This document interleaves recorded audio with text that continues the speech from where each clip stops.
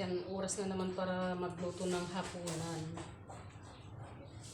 Ang iluluto ko ngayon, magpiprito ako ng hotdog. Yan. Chicken hotdog ang iluluto ko ngayon.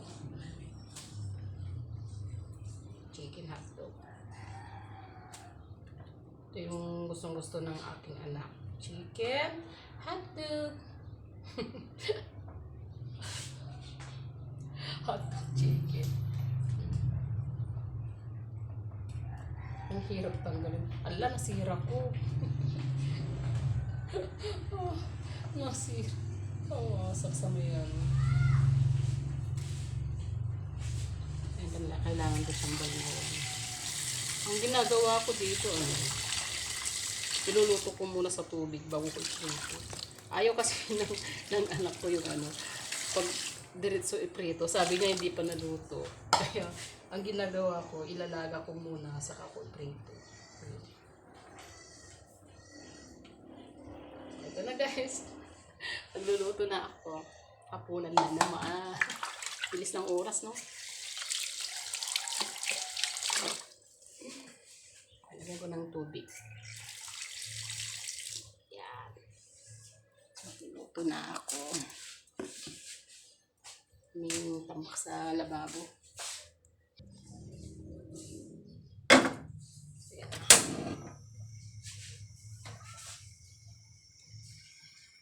Masyadong malakas yung apoy. Hinaan ko lang kasi ilalaga ko pa lang naman yan. Takpan ko muna. Mamaya na. Sandaling lang yan, sandaling malaga lang. So habang hinihintay ko yung pinapakuluan ko, check muna natin yung aking mga alaga. Mga alaga namin. Ayan na sila! Miming! Ay mga aso. Mga aso. Yung mga alaga namin. Ang dami. Mga tulog. Ayan. Gigising mga yan pag kakain na naman. Diba? Oh. Hello, Kulasa! Kulasa, hello! Nakatingin lang. Diba? So, yung linuluto ko. So, yun na. Kumukulo na.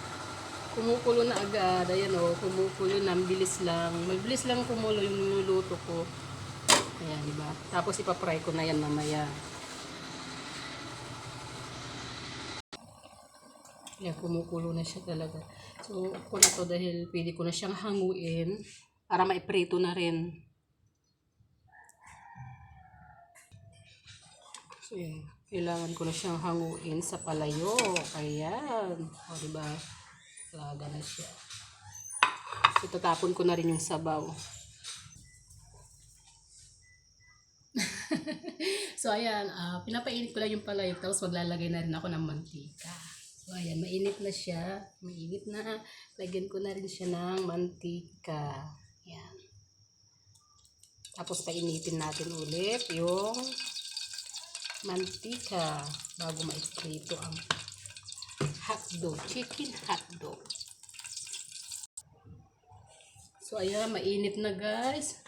Mainit na yung yung mantika niya. Sila lagay na natin.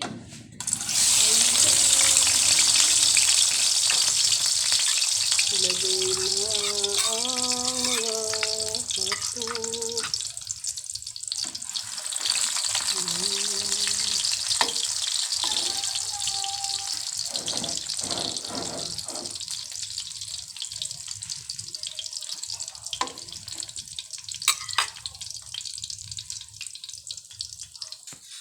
So, yun guys, habang hinihintay ko yung aking piniprito, ayan.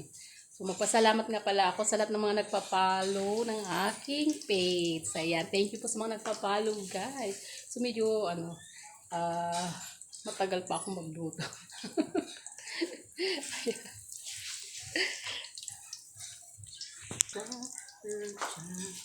Habang nagluluto ang pizza sa tayo lang.